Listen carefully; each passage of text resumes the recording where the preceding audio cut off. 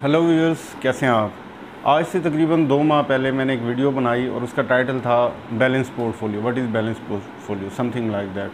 तो अभी रिसेंटली एक व्यूअर ने उसका लिंक मेरे साथ व्हाट्सएप पे शेयर किया और मुझसे पूछा कि ज़रा इसको दोबारा डिटेल, इसकी बर्ड्स ओवरव्यू दे दें, ज़रा डिटेल बता दें और कोई डिविडेंड पेइंग स्टॉक भी बता दें। क्योंकि इस वीडियो में मैंने बैलेंस पोर्टफोलियो वाली वीडियो में मैंने बताया था एक बैलेंस पोर्टफोलियो क्या होता है और डिफरेंट कैटेगरीज ऑफ स्टॉक बताए थे, डिविडेंड पेइंग, रिस्की स्टॉक्स और उसके अलावा ये जो पेनी स्टॉक्स होते हैं छोटे, जिसे हम सट्टा आइटम भी लोग कहते हैं, कचरा स्टॉक भी कहते हैं, ये भी बताई थी। और साथ साथ मैंने परसेंटेजेस भी बताई थी कि आपके पोर्टफोलियो में इस कैटेगरी के कम से कम इतने शेयर्स होने चाहिए और किस कैटेगरी के इससे ज़्यादा ना हो, और एक फ़िक्स पोर्शन कैश का भी होना चाहिए क्योंकि कैश इज़ द किंग। और कैश के लिए मैं जस्ट आपको थोड़ी सी एक बात बता दूं कि वारन बुफे एक सबसे बड़ा इन्वेस्टर है इस वक्त दुनिया में। वो तकरीबन 3-4 साल तक over 100 to 200 billion dollar cash रख के बैठा रहा अपने पोर्टफोलियो में। और जब ट्रबल टाइम आया तो उसने फिर सबसे ज़्यादा बाइंग भी की बड़े चीप रेट्स पे। तो इसका हमेशा फ़ायदा होता है, तो कुछ ना कुछ पोर्शन आप रखने की आदत बना लें। तो चलें, मैं बात कर रहा था कि डिविडेंड पेइंग स्टॉक। तो उस वीडियो में मैंने ये बताया था कि जो डिविडेंड पेइंग स्टॉक्स होते हैं ये कम से कम आपकी पोर्टफोलियो में 40-50% होने चाहिए।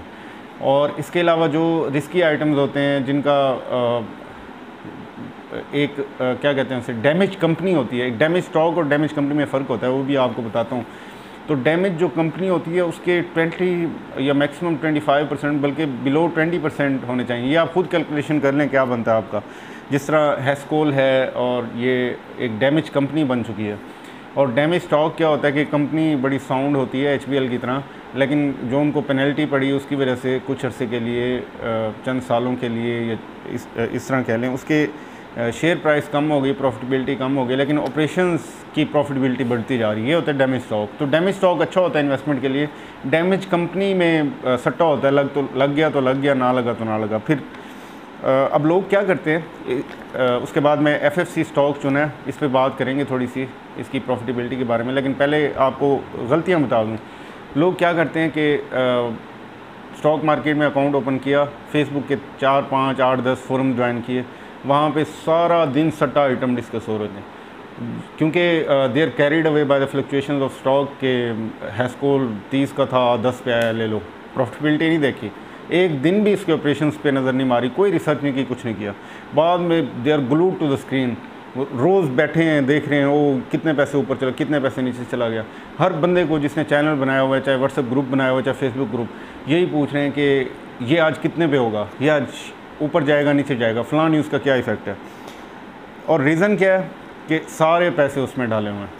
अब होना क्या चाहिए था, अगर इनके पास 40 क्या 30-35% भी अगर अच्छे आइटम डिविडेंड पेइंग स्टॉक के होते तो इनको इतनी टेंशन नहीं होनी थी, घबराहट इतनी नहीं होनी थी। अब उन्होंने सारे डाल दिए, 15 रुपये पे हैस्कोल ले लिया, फिर 14 पे आया एवरेज कर लिया, 13 पे आया एवरेज कर लिया, हर किसी से पूछे जा रहे हैं, चाहे किसी को पता है या नहीं है। तो इस तरह होता है। अब मैंने ये कहा था कि जो डिविडेंड पेइंग स्टॉक होता है ना, इसका आपने 40-50% आपके जब पोर्टफोलियो में होगा तो आपका पोर्टफोलियो ऑटोमेटिकली बैलेंस बन जाएगा। जबकि जो रिस्की आइटम हैं उसमें भी आप लीस्ट रिस्क की चुनें, जिस तरह कैपको है। अब इसकी अर्निंग तो बहुत बढ़ती जा रही है, लेकिन एक प्रोविजनल चीज़ है कि इसके रिन्यू तो हो जाना है कॉन्ट्रैक्ट, लेकिन कितना फेवरेबल है ये होना है।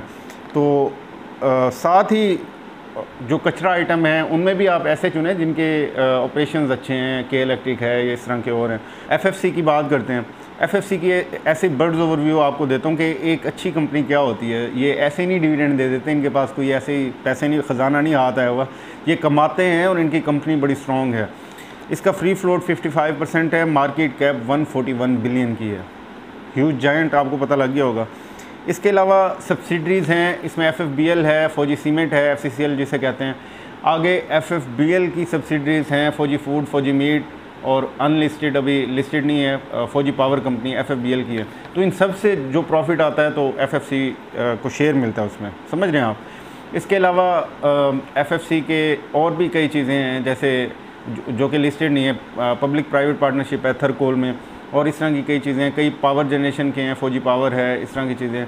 तो वहाँ से भी इनका प्रॉफिट आता रहता है। तो ये तो मैंने आपको एक ओवरव्यू बताया। अब फाइनेंशियल्स पे नज़र मारते हैं। 2016 में इसकी अर्निंग पर शेयर 9.26 थी, 17 में 8.42 हो गई, 18 में जंप लिया 11.35, 19 में 18 में जंप लिया 11.35, 19 में और जंप लिया 13.45। सेल्स देखें 72 बिलियन थी 2016 में, 17 में 90 बिलियन हो गई, बहुत बड़ा जंप है 72 बिलियन से 90 बिलियन। फिर 90 बिलियन से फिर जंप लिया 2018 में इनका हो गया 106 बिलियन ऑलमोस्ट, और 19 में थोड़ा सा कम हुआ 105.7 हो गया। ग्रॉस प्रॉफिट अगर देखें 2016 में 24% है, 17 में 19% है, 18 में 26% है और 19 में 29% है। पे आउट 2 सालों के अगर पिछले देखें 8.85 तकरीबन थे 18 में, 19 में 11 रुपये हो गए। तो एक्सपेक्टेड है अभी 20 में और ज़्यादा बढ़ जाएँ। अगर आपके पास FFC हो, ऐसे समझें, और इसका लोएस्ट जो लगा है ना, कोविड-19 की प्लेग जब सर्ज हो रही थी उस वक्त इसका 77 था। तो आप अब खुद क्वेश्चन करें खुद से, अगर 77 नहीं यार 80 नहीं, आपने 85 से 90 के दरमियान भी अगर आपने कुछ ना कुछ इसके शेयर ले लिए होते, और दूसरी साइड पे जैसे मैंने एक डैमेज कंपनी बताई उसके स्टॉक होने के बजाय आपके पास ये होते, तो आप ज़्यादा आपको सिक्योर क्या फ़ील होना था। अभी 110 से क्रॉस किया इसने। Same goes for Engro corporation, वो भी उसकी भी ऐसी सब्सिडरीज़ हैं, चाइल्ड कंपनीज़ हैं बहुत ज़्यादा, तो वहाँ से सारी प्रॉफिट में ऑलमोस्ट इसकी भी ऐसे ही है। FFBL की प्रॉब्लम है थोड़ी सी, वो भी आ जाएगी क्योंकि इंटरेस्ट रेट उसको बड़ा हर्ट कर रहा था, तो वो अपकमिंग क्वार्टर्स में सेट हो जाएगी इंशाल्लाह। तो ये इस तरह की चीज़ें आप देखा करें कि आपके पास वो आइटम होता और साथ ही कैश भी थोड़ा सा पड़ा होता, के इलेक्ट्रिक जैसा शेयर भी थोड़ा होता, और चलें हेस्कोल जैसी कंपनी के आपके पास थोड़े शेयर होते हैं, टोटल का आपके पास 10% होता, 5% होता, और इस तरह की कंपनीज़ के आपके पास 30-40% होते, तो आप आराम से बैठे होते, रोज़ाना आप स्क्रीन के साथ ना चिपके होते। तो इसके अलावा क्योंकि आजकल मार्कअप रेट कम हुआ है, इंटरेस्ट रेट कम हुआ है काइबर, तो इसकी FFC की ज़रा गेयरिंग रेशोज़ कहते हैं, जो डेट रेशोज़ होते हैं, इन पे भी नज़र मार लेते हैं। एक हल्की सी 3-4 रेशोज़ हैं। Long term debt to equity है 24%, ठीक है। टोटल डेट टू इक्विटी है 181%, यानी ओवरड्राफ्ट फैसिलिटी ली होगी, और ये वो बैंक लोन ज़रूरी भी होते हैं ग्रोथ के लिए, लेकिन बहुत ज़्यादा हो तो फिर मसला भी होता है। Long term debt to asset ratio है 8.7%, ठीक है, इतनी ज़्यादा नहीं है। Total debt to asset ratio है 64%। वही अगेन शॉर्ट टर्म डेट्स नहीं होंगे, तो साथ साथ उनको शॉर्ट टर्म डेट से ये भी पता चलता है, आल्दो इस पर इंटरेस्ट रेट बहुत ज़्यादा होता है, लेकिन साथ साथ ये उसको डिस्चार्ज भी करते रहते हैं, क्योंकि वो एक टाइम लिमिट होती है, साल के अंदर वापस करना है, 6 माह के अंदर करना है। तो कंपनी की आखिर इतनी तो है कैश पोजीशन अच्छी कि वो वापस भी कर रहे हैं, डिस्चार्ज भी कर रहे हैं। ये भी एक क्या कहते हैं उसे, सिल्वर लाइनिंग नज़र आती है इन द क्लाउड।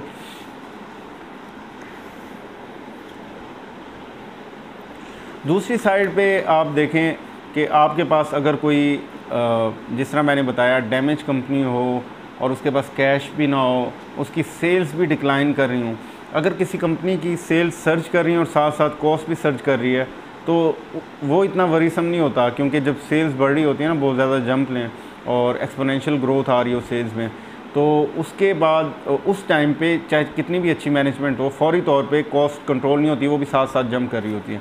लेकिन टाइम के साथ वो कॉस्ट को फिर कंट्रोल कर लेते हैं, administrative expense, marketing expense, distribution expense, etcetera, cost of sales को भी कंट्रोल कर लेते हैं काफ़ी हद तक।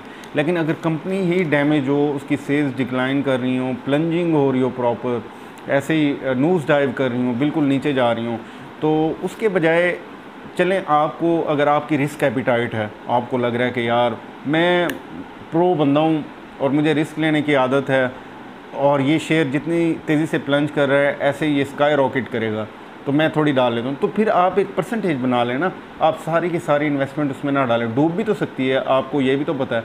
तो आप रिस्क अवर्स ना हो, बेशक ये अच्छी चीज़ है, रिस्क सीकर हैं आप, तो रिस्क एपिटाइट अच्छी है आपकी, लेकिन फिर भी आप उसको कैलकुलेटेड रिस्क में कन्वर्ट कर सकते हैं। उसके लिए सिर्फ फिर ये बैलेंस पोर्टफोलियो बनाना बड़ा ज़रूरी है कि आपकी डिविडेंड पेइंग स्टॉक्स हों, उसके अलावा कुछ ग्रोथ स्टॉक्स हों, जिस तरह एवेंसियोन है, टेक्नोलॉजी स्टॉक और फार्मा स्टॉक इस कैटेगरी में आजकल की जो पोजीशन है इसमें फॉल कर सकते हैं।